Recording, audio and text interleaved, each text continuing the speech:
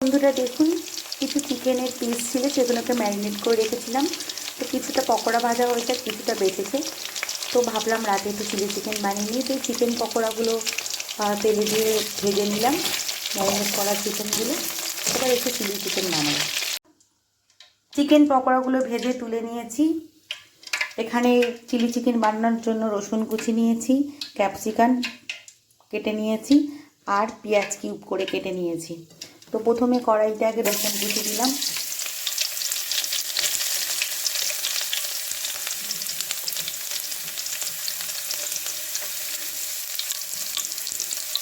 তারপর দিয়ে দিলাম পেঁয়াজ কুচিগুলো,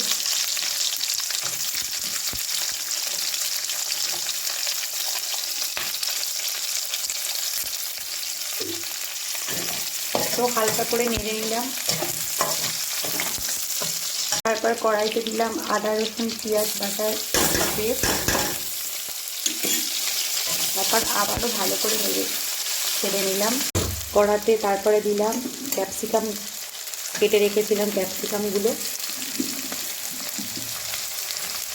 আবারও ক্যাপসিকামগুলো দিয়ে হালকা করে ভাজবো যাতে ক্যাপসিকামের কালারটা ঠিকঠাক থাকে।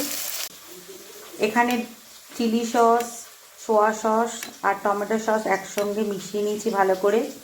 তারপর কড়াইতে ভেজিটেবলগুলো একটু সেগুলো নেড়ে চেড়ে চিকেন পকোড়াগুলো তার মধ্যে দিয়ে নিয়ে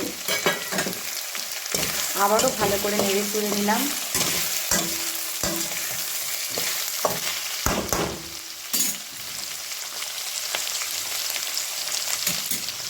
তারপর সোয়া সস, চিলি সস আর টমেটো সস যেটা দিয়েছিলাম সেটা উপর থেকে ঢেলে দিলাম।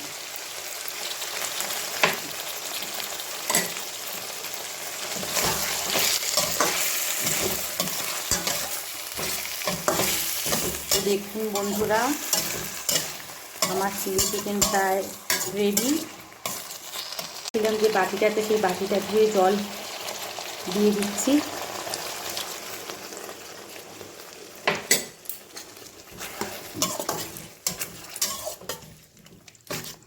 একটু গ্রেভি গ্রেভি রাখবো, রাতে সবাই রুটি খাবে। তো স্বাদ অনুসারে নুন দিয়ে দেবো একটু, যেহেতু সোয়া সস দিয়েছি, সোয়া সসে একটু নুন থাকে, তো হালকা করে একটু টেস্ট করে দেখেই নুনটা দেবেন।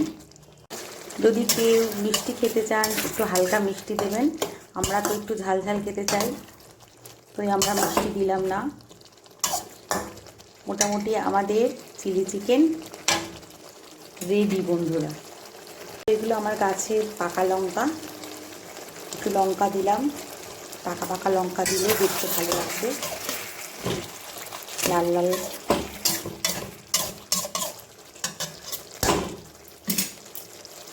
তো এইভাবে চিলি চিকেন বানিয়ে দেখবেন বন্ধুরা, নিশ্চয়ই আশা করি ভালো লাগবে। তো কেমন হয়েছে আমাকে একটু জানাবেন, লাইক শেয়ার আর কমেন্টস করে দেবেন যদি ভালো লেগে থাকে আমার রেসিপিটা।